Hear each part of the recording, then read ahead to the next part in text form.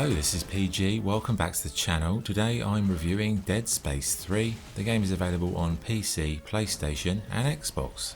Dead Space 3 is an action-orientated survival horror game developed by Visceral Games. Once more you play as Isaac Clarke, who gets roped into another shocking adventure linked to the strange markers and the necromorph threat. The game introduces a second protagonist by the name of John Carver and also adds online co-op multiplayer.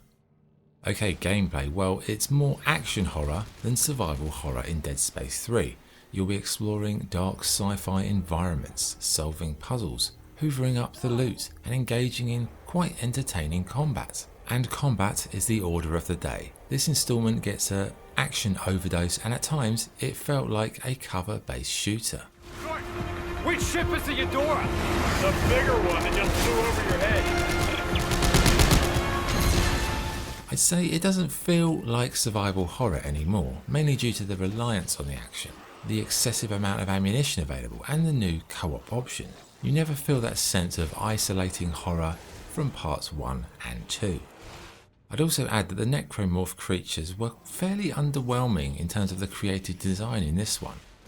But despite not being a true survival horror, it still has many dark and disturbed moments to enjoy.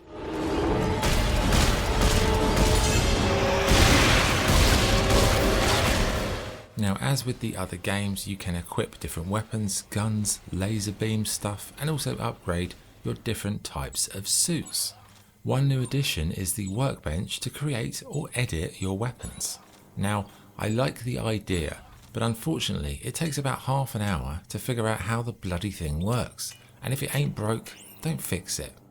Saying that, you can equip parts, you can upgrade cells to increase the functionality, you can even acquire these sort of scavenger bots as well, and they explore the game world independently to report back with a bunch of loot. For me, one of the best parts of the game was the story. The prologue may be a bit chaotic and it felt like a sort of gory version of Uncharted in space, but the core narrative I'd say is pretty interesting. The different locations, the interesting religious cult, good NPC characters and how their relationships evolve will definitely keep you on board until the end. Finally, on gameplay, the game offers co-op for the first time in the series, and the Xbox version also allowed players to use voice commands on Kinect. I can't say these were welcome additions though, as they kind of diminish the survival horror or the immersive quality of the series. Visually, it's another great installment that captures that dark sci-fi horror feel, even though the gameplay is definitely more action orientated. The lighting is sensational, the details in the environments are great, and again, it captures that trapped in space, that feel remarkably well. Sound-wise, glorious, fantastic sound effects, wonderful ambience, music that's really superbly suited, and I'd say the voice acting also is pretty strong.